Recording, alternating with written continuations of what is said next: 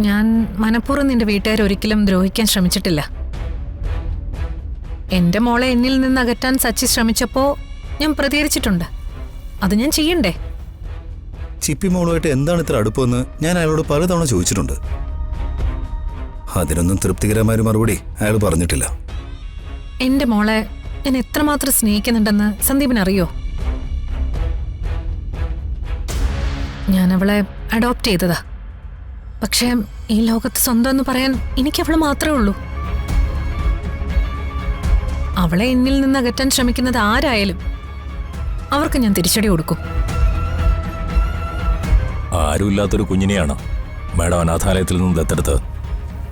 മാഡത്തിന്റെ ആ വലിയ മനസ്സ് സാറെങ്കിലും കാണാതെ പോകരുത്. എന്നോടാരും ദയ കാണിക്കണമെന്ന് ഞാൻ പറയില്ല.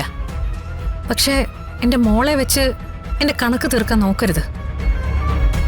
എന്നോട് മാത്രമല്ല, ഇപ്പോ നിന്നോട് അത് തന്നെ ചെയ്തോണ്ടിരിക്കുന്നത്. മോളെ കാണാൻ ചെന്നിട്ട് പോലും നിന്നെ അവരതിന് അനുവദിച്ചില്ലല്ലോ.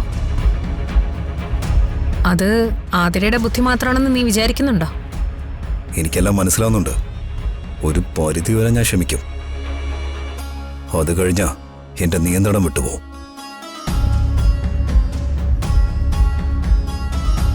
അതിന്റെ കൂടെയാ സച്ചി ഇപ്പൊ എനിക്കെതിരെ കൊടുത്തിരിക്കുന്ന പുതിയ കേസ്.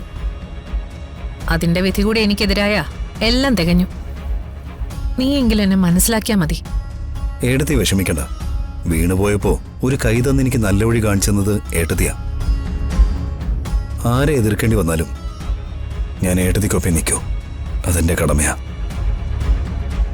ഈ സ്പിരിറ്റാണ് വേണ്ടത്, അല്ലേ മാഡം? അതെ.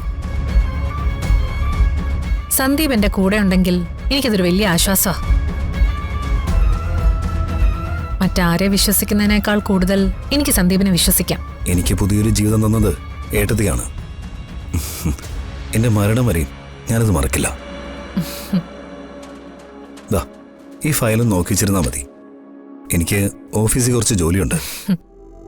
നീ വന്നതുകൊണ്ട് ഓഫീസിൽ എന്റെ പകുതി ടെൻഷൻ കുറഞ്ഞു. ഇനിയിപ്പോ ഇതെല്ലാം കൂടി നിന്നെ ഏൽപ്പിച്ചാലോന്ന് ആലോചിക്കാൻ ഞാൻ. എനിക്കെന്റെ മോളോടൊപ്പം കുറച്ച് കൂടുതൽ സമയം ചെലവഴിക്കണം. ഏട്ടത്തെ ഏൽപ്പിക്കുന്ന എന്ത് ജോലി ചെയ്യാനും ഞാൻ റെഡിയാ. പോരെ? എന്നാ പിന്നെ ഞാൻ ഇറങ്ങട്ടെ. ശരി ശരി.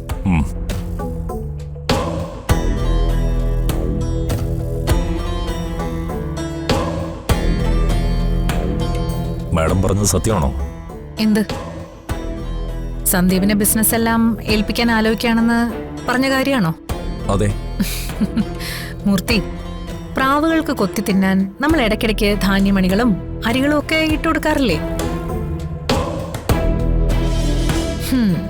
ഒരു ദിവസം അവരത് കഴിച്ചിട്ട് പിറ്റേ ദിവസം വീണ്ടും പ്രതീക്ഷയോടെ വരും.